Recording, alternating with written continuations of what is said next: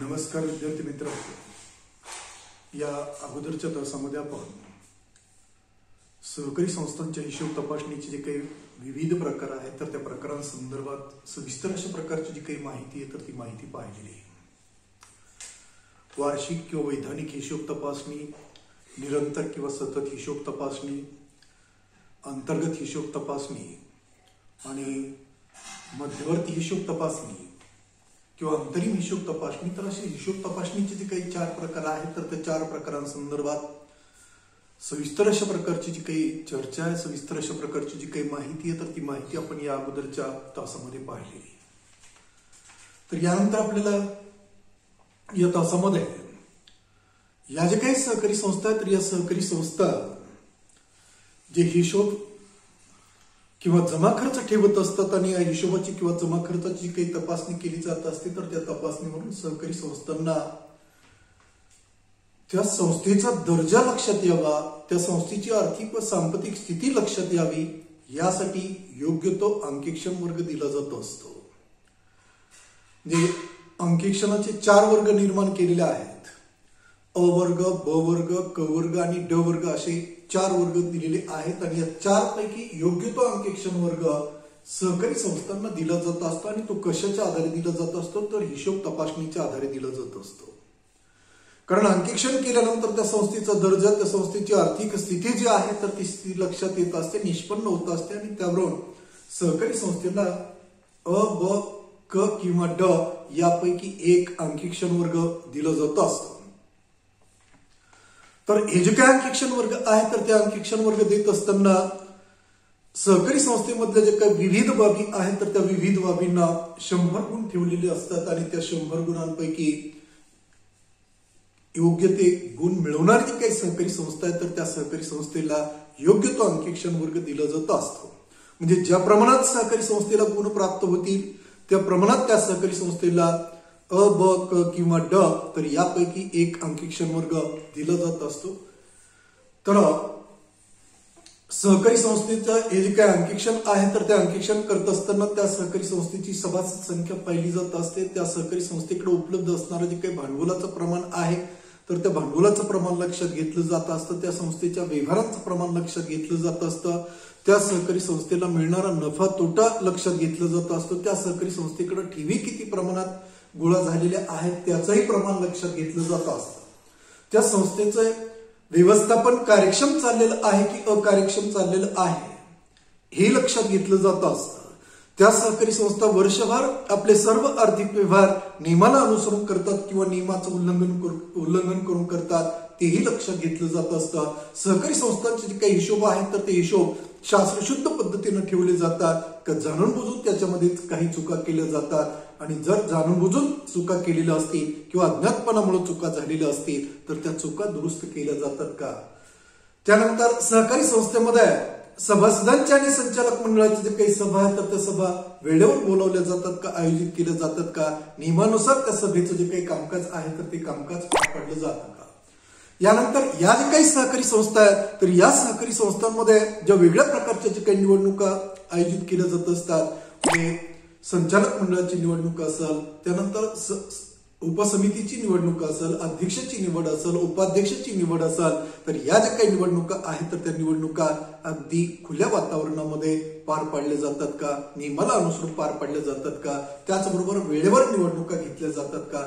तर या संदर्भात सविस्तर अशा प्रकारची जी काही माहिती आहे तर ती माहिती या हिशोब तपासणीवरून आपल्याला प्राप्त होत असते. आणि सर्वात महत्वाची बाब म्हणजे ही जी काही संस्था आहे तर ती संस्था आपल्या सभासदांना जर कर्ज पुरवठा किंवा अर्थसहाय्य उपलब्ध करून देत असेल तर सभासदांच्या मागणीनुसार कर्ज पुरवठा उपलब्ध करून देते का. दिलेलं जे काही कर्ज आहे तर ते कर्ज वसूल करण्यासाठी सहकारी संस्था सदैव प्रयत्नशील आहे का आणि दिलेलं जे काही कर्ज आहे तर ते कर्ज जास्तीत जास्त वसूल करून थकबाकीचं जे काही प्रमाण आहे तर ते प्रमाण किती आहे तर हे सुद्धा या सहकारी संस्थांची जी काही हिशोब तपासणी किंवा अंकेक्षण आहे तर त्या हिशोब तपासणीवरून किंवा अंकेक्षणावरून लक्षात येत असतं किंवा निदर्शनास येत असतं. मग संस्थेचं जे काही भांडवल आहे तर या सहकारी संस्था आवश्यक असणारं जे काही भांडवल आहे तर ते भांडवल वेगवेगळ्या साधनांचा अवलंब करून उभारत असतात. कारण प्रत्येक सहकारी संस्थेला आपलं जे काही कार्य आहे तर ते कार्य पार पाडण्यासाठी भांडवलाची आवश्यकता असते, निधीची आवश्यकता असते आणि म्हणून सहकारी संस्था काय करत असतात तर वेगळ्या प्रकारची जी काही भांडवल उभारणीची साधनं आहेत तर त्या साधनांचा अवलंब करून भांडवलाची उभारणी करत असतात. म्हणजे भाग भांडवल, प्रवेश फी, राखीव निधी, सक्तीच्या ठेवी, ऐच्छिक ठेवी, कर्ज, कर्जरोख्यांची विक्री, शासकीय अनुदान व देणग्या, तर अशा विविध साधनांचा अवलंब करून या जे काही सहकारी संस्था आहेत तर त्या सहकारी संस्था काय करत असतात तर भांडवलाची उभारणी करत असतात आणि त्या भांडवलाच्या द्वारे आपलं जे काही कार्य आहे तर ते कार्य पार पाडत असतात. तेव्हा सहकारी संस्था हे जे काही भांडवल संस्थेकडे उपलब्ध होणार जे काही भांडवल आहे तर ते भांडवल किती आहे त्या भांडवलाला सहकारी संस्थेमध्ये हिशोब तपासणीवरून ते भांडवल निदर्शनास येत असतं आणि त्यावरून सहकारी संस्थेला 20 गुण त्यासाठी ठेवलेले असतात. मग त्यापैकी किती गुण सहकारी संस्थेला प्राप्त होतात, त्यानंतर सहकारी संस्थेचं जे काही व्यवस्थापन आहे तर त्या व्यवस्थापनाला सहकारी संस्थेचे जे काही निवडणुका आहेत किंवा सभा आहेत तर या हिशोब आहेत, हिशोब तपासणी आहे, त्यानंतर चुका आहेत, त्या चुकांची दुरुस्ती आहे. तर या ज्या काही सर्व बाबी आहेत तर या सर्व बाबीला योग्य ते गुण ठेवलेले असतात आणि सभासदांना दिलेलं जे काही कर्ज आहे तर ते कर्ज किती वसूल झालेलं आहे आणि किती थकबाकीमध्ये आहे तर यालाही काही गुण ठेवलेले असतात. मग एकंदरीत या ज्या काही सर्व बाबी आहेत तर या सर्व बाबी हिशोब तपासणीवरून निदर्शनास येत असतात, लक्षात येत असतात. कारण हिशोब तपासणी हा सहकारी संस्थेचा आरसा असतो किंवा हिशोब पुस्तक हे सहकारी संस्थेचा आरसा असतो. कारण आपण पाहिलं की आरशात पाहिल्यानंतर आपलं जे काही प्रतिबिंब जसं तसं दिसत असतं, वास्तव दिसत असतं. त्याचप्रमाणे सहकारी संस्थेची काही हिशोबाची पुस्तकं आहेत किंवा पत्रकं आहेत तर ती पुस्तकं किंवा पत्रकं पाहिल्यानंतर त्या सहकारी संस्थेचे आर्थिक चित्र कसं आहे, सांपत्तिक चित्र कसं आहे हे अगदी हुबेहूब दिसत असतं किंवा स्पष्ट दिसत असतं. म्हणजे संस्थेला वर्षभर व्यवहार करून नफा झालेला आहे की तोटा झालेला आहे तर हे कशावरून लक्षात येत असतं तर या हिशोब तपासणीवरून लक्षात येत असतं, हिशोब पत्रकांवरून लक्षात येत असतं. त्याची तपासणी केल्यानंतर या सर्व बाबी उघड होत असतात, निदर्शनास येत असतात आणि त्यावरून त्या सहकारी संस्थेला नफा झालेला आहे की तोटा झालेला आहे हे उघड होत असतं, स्पष्ट होत असतं. म्हणजेच ही हिशोब पत्रक संस्थेचं जे काही चित्र आहे तर ते हुबेहूब अशा प्रकारचं चित्र दर्शवित असतं. आणि त्यामुळं या हिशोब पत्रकांना काय म्हटलं जातं तर सहकारी संस्थेचा आरसा म्हटलं जातं. तेव्हा या ज्या काही सहकारी संस्था आहेत तर या सहकारी संस्थेची जी काही हिशोब तपासणी आहे तर त्या हिशोब तपासणीवरून मग संस्थेची आर्थिक आणि सांपत्तिक स्थिती लक्षात येत असते, संस्थेचा दर्जा निदर्शनास येत असतो, लक्षात येत असतो आणि त्यावरून सहकारी संस्थेला अ, ब, क किंवा ड यापैकी एक अंकेक्षण वर्ग दिला जात असतो. मग प्रथमतः आपल्याला अ वर्ग कोणत्या सहकारी संस्थांना दिला जात असतो तर ज्या सहकारी संस्थेच्या सभासदांची संख्या ही अत्यंत चांगली असते, भरपूर असते. त्या संस्थेकडे उपलब्ध होणाऱ्या भांडवलाचं जे काही प्रमाण आहे तर ते प्रमाणही प्रचंड असतं. कारण आपण पाहिलं की भांडवलाला 20 गुण ठेवलेले आहेत. त्या सहकारी संस्थेचं जे काही व्यवस्थापन आहे तर ते व्यवस्थापन कार्यक्षम असतं. सर्व व्यवहार नियमाला अनुसरून पार पडले जात असतात, हिशोब शास्त्रशुद्ध पद्धतीने ठेवले जात असतात, हिशोब तपासणी वेळच्या वेळी केली जात असते. त्या सहकारी संस्थेचे काही सभा आहेत तर त्या सभा वेळेवर बोलवले जात असतात किंवा आयोजित केले जात असतात आणि सभेचं जे काही कामकाज आहे तर ते कामकाज नियमाला अनुसरून पार पडलं जात असतं. प्रत्येक सभासदाला सभेमध्ये आपलं जे काही मत आहे तर ते मत व्यक्त करण्यासाठी संधी उपलब्ध करून दिली जात असते. त्यानंतर या ज्या काही सहकारी संस्था तर या सहकारी संस्थेमध्ये ज्या काही निवडणुका घेतल्या जात असतात, संचालक मंडळाची निवडणूक असेल, अध्यक्षाची निवडणूक असेल, उपाध्यक्षाची निवडणूक असेल, उपसमितीच्या निवडणुका असतील तर या निवडणुका सुद्धा अगदी नियमाला अनुसरून वेळच्या वेळी पार पाडल्या जात असतात. खुल्या वातावरणामध्ये या ज्या काही निवडणुका आहेत तर त्या निवडणुका पार पाडल्या जात असतात. प्रत्येक इच्छुक सभासदाला या सहकारी संस्थेच्या ज्या काही निवडणुका आहेत तर त्या निवडणुका लढवण्याचा जो अधिकार आहे तो अधिकार कायद्यात प्राप्त करून दिला जात असतो, उपलब्ध करून दिला जात असतो. आणि त्या सहकारी संस्थेनं सभासदांना त्यांच्या मागणीनुसार कर्ज पुरवठा उपलब्ध करून दिलेला असतो. ठेवींचं प्रमाणही प्रचंड असतं आणि दिलेलं जे काही कर्ज आहे तर ते कर्ज मोठ्या प्रमाणावर वसूल झालेलं असतं आणि थकबाकीचं जे काही प्रमाण आहे तर ते प्रमाण जास्तीत जास्त 10% असतं किंवा 10%पेक्षाही कमी असतं. तर अशा ज्या काही सहकारी संस्था आहेत तर त्या सहकारी संस्थांची भाग आर्थिक आणि सांपत्तिक स्थिती ही अत्यंत चांगली असते. म्हणून या सहकारी संस्थांना कोणता अंकीक्षण वर्ग दिला जात असतो तर अ हा अंकीक्षण वर्ग दिला जात असतो. म्हणजे वर्ग मिळवणाऱ्या ज्या सहकारी संस्था आहेत तर त्या सहकारी संस्था ह्या दर्जेदार स्वरूपाच्या सहकारी संस्था असतात, आदर्श स्वरूपाच्या सहकारी संस्था असतात. इतर सहकारी संस्थांनी त्यांचा आदर्श घेणं आवश्यक असतं आणि आपलं जे काही कामकाज आहे किंवा आपलं जे काही कार्य आहे तर ते कार्य सुद्धा अगदी तशाच पद्धतीनं जर त्या संस्था इतर संस्थांनी पार पाडलं तर निश्चित त्या सहकारी संस्थांना सुद्धा हा जो काही अंकेक्षण वर्ग आहे तर तो अंकेक्षण वर्ग प्राप्त होत असतो, उपलब्ध करून दिला जात असतो. तेव्हा म्हणजे ज्या संस्थांची आर्थिक व सांपत्तिक स्थिती अत्यंत चांगली आहे, उत्कृष्ट आहे, तर अशा सहकारी संस्थांना अंकेक्षण वर्ग दिला जात असतो. दिलेलं जे काही कर्ज आहे तर ते कर्ज 90% किंवा त्यापेक्षा जास्त वसूल झालेलं असतं आणि 10% किंवा त्यापेक्षा कमी कर्ज हे थकबाकीमध्ये असतं. त्या संस्थांची आर्थिक व सांपत्तिक स्थिती अत्यंत चांगली असते तर त्या सहकारी संस्थांना हा अंकेक्षण वर्ग दिला जात असतो. या आदर्शवत सहकारी संस्था असतात. इतर संस्थांनी त्यांचा आदर्श घेणं आवश्यक असतं, महत्वाचं असतं. त्यानंतर ब अंकेक्षण वर्ग कोणत्या सहकारी संस्थांना दिला जात असतो तर ज्या सहकारी संस्थांची आर्थिक व सांपत्तिक स्थिती बरी आहे किंवा समाधानकारक आहे अशा सहकारी संस्थांना ब अंकेक्षण वर्ग दिला जात असतो. म्हणजे संस्थांची आर्थिक स्थिती व सांपत्तिक स्थिती बरी आहे म्हणजे काय?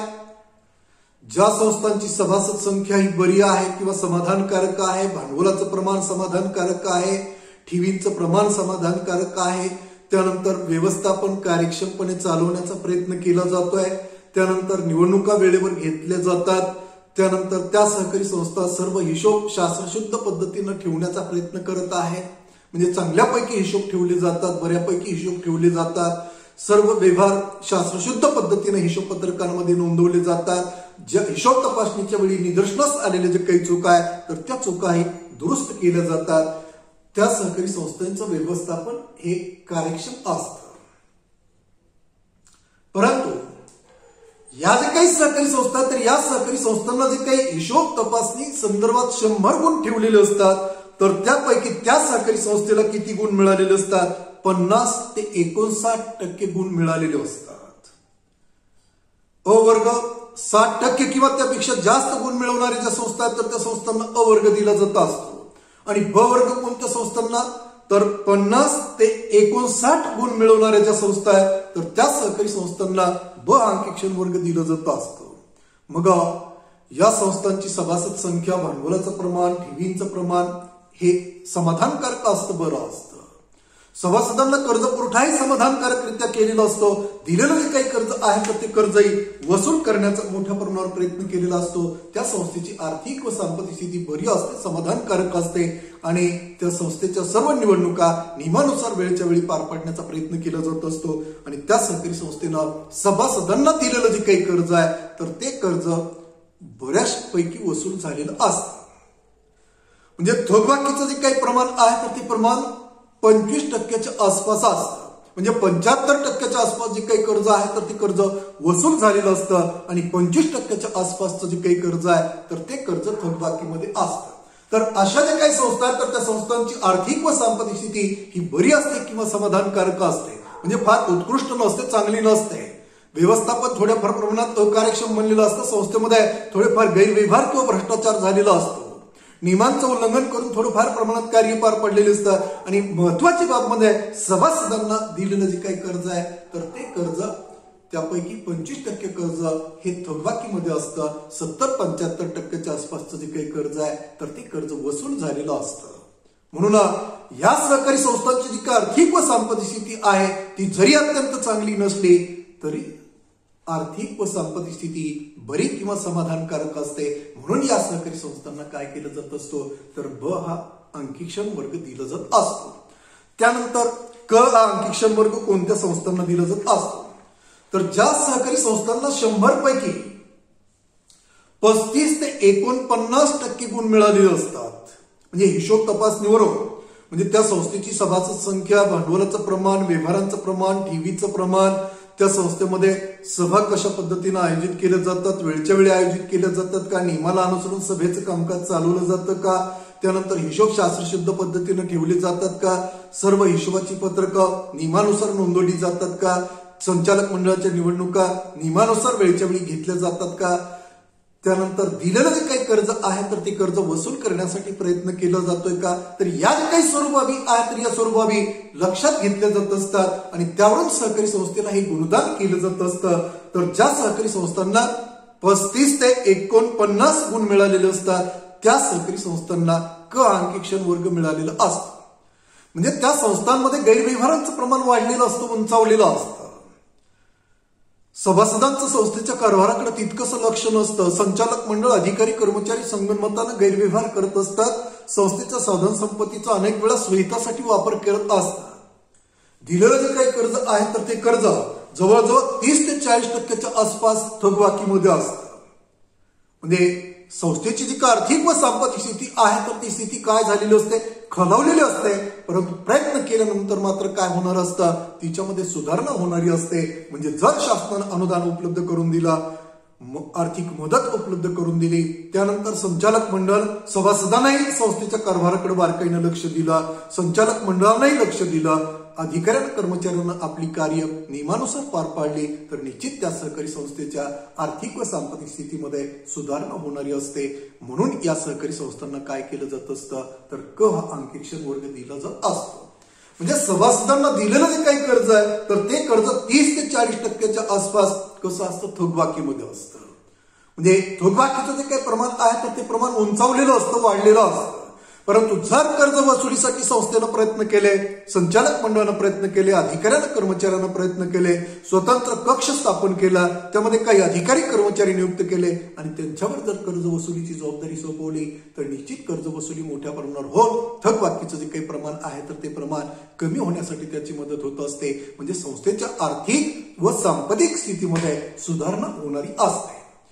म्हणजे आर्थिक व सांपत्तिक स्थिती खालावलेली आहे परंतु प्रयत्न केल्यानंतर सुधारणारी असते. तर अशा प्रकारची स्थिती असणाऱ्या ज्या संस्था आहेत तर त्या सहकारी संस्थांना काय केलं जात असतं तर क हा अंकीक्षण वर्ग दिला जात असतो. त्यानंतर ड अंकीक्षण वर्ग कोणत्या सहकारी संस्थांना दिला जात असतो तर ज्या सहकारी संस्थांना 100 पैकी 35% कमी गुण मिळालेले असतात, म्हणजे त्या संस्था अनुत्तीर्ण झालेल्या असतात. तर अशा ज्या काही सहकारी संस्था आहेत तर त्या सहकारी संस्थांना ड हा अंकीक्षण वर्ग दिला जात असतो. या संस्था अनुत्तीर्ण झालेल्या असतात म्हणजे हिशोब तपासणीमध्ये अनुत्तीर्ण ठरलेले असतात. म्हणजे काय झालेलं असतं तर संस्थेची सभासद संख्या ही रोडावलेली असते, कमी झालेली असते. त्यामुळे आपोआप त्या संस्थेकडे उपलब्ध असणाऱ्या भांडवलाचं प्रमाण हे घटलेलं असतं. त्यानंतर या सहकारी संस्था आर्थिकदृष्ट्या दुर्बल बनत चालल्यामुळं लोक आपल्याकडे काही शिल्लक रक्कम आहे तर ती शिल्लक रक्कम या संस्थांकडे ठेव म्हणून ठेवत नाहीत. तर शिल्लक रक्कम ठेव म्हणून न ठेवण्याचं आणखी कारण काय असतं तर या सहकारी संस्थांमध्ये संस्थेच्या कारभाराकडे सभासदाचं, संचालक मंडळाचं तितकंसं लक्ष नसतं. संस्थेमध्ये गैरव्यवहाराचं किंवा भ्रष्टाचाराचं जे काही प्रमाण आहे तर ते प्रमाण प्रचंड उंचावलेलं असतं, वाढलेलं असतं. सहकारी संस्थेच्या सभा नियमानुसार पार पाडल्या जात नाही, सभेचं कामकाज सुरळीतपणे चालवलं जात नाही, सर्व विषयांवर सविस्तररित्या किंवा व्यवस्थितरित्या चर्चा करून निर्णय घेतले जात नाहीत. संचालक मंडळाच्या जे काही निवडणुका आहेत, अध्यक्षाची जी काही निवडणूक आहे, त्यानंतर उपसमितीच्या ज्या काही निवडणुका आहेत तर त्या सुद्धा नियमानुसार पार पाडले जात नाहीत. हिशोबाई शास्त्र शुद्ध पद्धतीने ठेवले जात नाही. केलेले जे काही गैरव्यवहार आहेत तर ते गैरव्यवहार लपवण्यासाठी हिशोब पत्रकामध्ये मोठ्या प्रमाणावर चुका केल्या जात असतात. म्हणजे जाणून बुजून चुका केल्या जात असतात, चुकीच्या नोंदी केल्या जात असतात आणि संस्थेचं व्यवस्थापन हे पूर्णतः कार्यक्षम बनलेलं असतं. कारण संस्थेच्या कारभाराकडे संचालक मंडळाचंही लक्ष नसतं, सभासदांचंही लक्ष नसतं, अधिकारी कर्मचारी सुद्धा तितकंसं लक्ष देत नाही. हे फक्त काय करत असतात, संस्थेमध्ये गैरप्रकार किंवा भ्रष्टाचार कसं करता येईल, संस्थेच्या साधन संपत्तीचा सोयीसाठी वापर कसं करता येईल यासाठी हे संचालक मंडळ, अधिकारी, कर्मचारी प्रयत्नशील असतात. मग या संस्थेनं सभासदांना दिलेलं जे काही कर्ज आहे तर त्या कर्जापैकी जवळजवळ 60% आसपासचं जे काही कर्ज आहे तर ते कर्ज थकबाकीमध्ये असतं. म्हणजे 40%च कर्ज वसूल झालेलं असतं, अर्धही कर्ज वसूल झालेलं नसतं. अर्ध्यापेक्षा जास्त रक्कम ही कशी असते, थकबाकीमध्ये असते. म्हणजे 60% किंवा त्यापेक्षा जास्त कर्ज हे थकबाकीमध्ये असतं आणि त्यामुळे या संस्थेकडं सभासदांना पुन्हा कर्ज पुरवठा किंवा अर्थसहाय्य उपलब्ध करून देण्यासाठी जे काही खेळतं भांडवल आवश्यक असतं तर ते भांडवल उपलब्ध नसतं.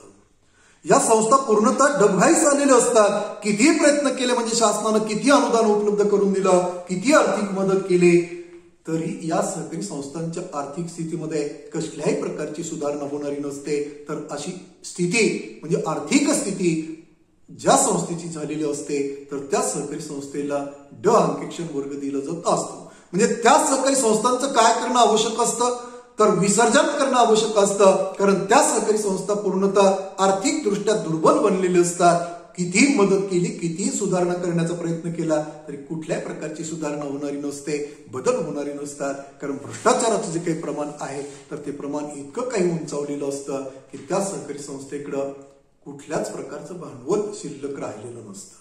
तर अशा आर्थिकदृष्ट्या डबघाईस झालेल्या जे काही संस्था आहेत तर त्या सहकारी संस्थांना मग कुठला वर्ग दिला जात असतो तर ड अंकेक्षण वर्ग दिला जात असतो. तर अशा पद्धतीनं म्हणजे अ वर्ग कोणत्या संस्थांना दिला जात असतो, ब वर्ग कोणत्या संस्थांना दिला जात असतो, क वर्ग कोणत्या संस्थांना दिला जात असतो आणि ड वर्ग कोणत्या संस्थांना दिला जात असतो. तर हे हिशोब तपासणी केल्यानंतर त्या सहकारी संस्थेची स्थिती कशी आहे, त्या संस्थेचा दर्जा कसा आहे म्हणजे आर्थिक स्थिती आणि दर्जा लक्षात येत असतो. त्या सहकारी संस्थेला 100 पैकी किती गुण मिळालेले आहेत तर तेही लक्षात घेतलं जात असतं. संस्थेनं सभासदांना किती कर्ज दिलेलं आहे, किती कर्ज वसूल झालेलं आहे आणि किती कर्ज थकबाकीमध्ये आहे तर ही बाब प्रामुख्यानं लक्षात घेतली जात असते. त्या संस्थेचं व्यवस्थापन हे कसं कार्यक्षम आहे की अकार्यक्षम आहे तर हेही लक्षात घेतलं जात असतं आणि त्यावरून सहकारी संस्थेला किती गुण मिळतात हे दृष्टीपथास येत असतं आणि मग त्यावरून सहकारी संस्थेला अ, ब, क किंवा ड यापैकी एक अंकेक्षण वर्ग दिला जात असतो. तर अशा पद्धतीनं सहकारी संस्थेचे जे काही हिशोब आणि अंकेक्षण किंवा हिशोब तपासणी तर त्या हिशोब तपासणीवरून सहकारी संस्थेला या 4 पैकी योग्य तो अंकेक्षण वर्ग दिला जात असतो.